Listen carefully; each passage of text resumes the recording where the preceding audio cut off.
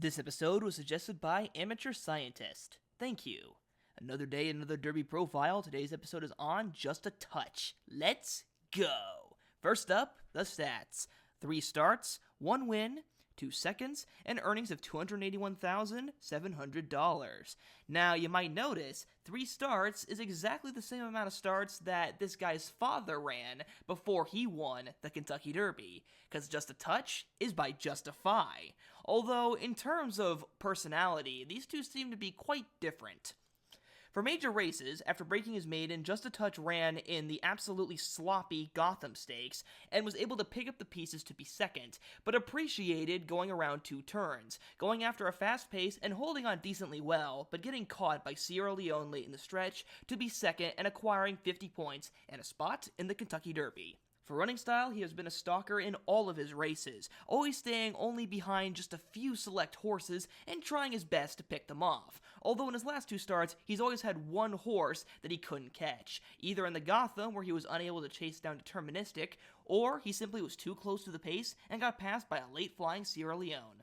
For strengths, his trainer said he could be getting better. Brad Cox has stated that this horse may potentially be improving before the Derby, but there's only so much that we can truly know about a horse.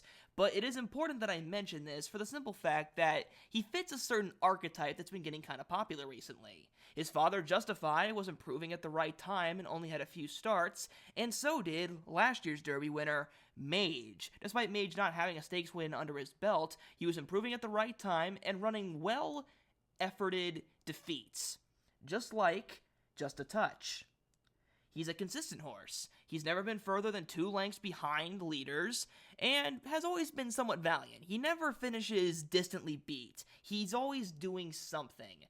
In the Gotham Stakes, he was making up ground, and in the Bluegrass Stakes, he was the best surviving horse from the fast pace. Also, if it rains, he's most definitely covered, with his efforts in the Gotham Stakes and his only victory being in the slop. But now on to the weaknesses. What if he does not improve?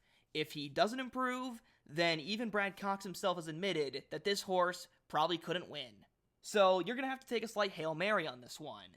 Can he improve in time for the Kentucky Derby off that 4-week layoff and really show everyone what he's made of on the first Saturday in May? Or will his best day be another time? Also, while I have compared him to Mage, Mage looks better than Just a Touch.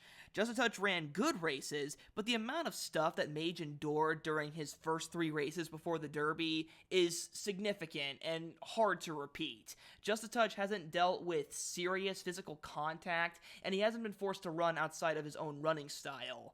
Just as a few examples of things that he has yet to prove in his few 3 starts.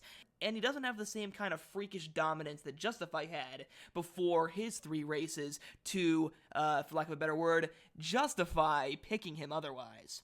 So I'd say overall that he is a nice horse, and he is going to get some play because he fits the kind of bridesmaid archetype that really picks up in the Kentucky Derby, but I've seen better than him. But I'm still going to give him a nice grade of a B+. There still is something worthwhile in Just a Touch. So I hope you guys enjoyed this episode of Derby Profile. Comment down other horses I should cover, and I'll see you guys next time.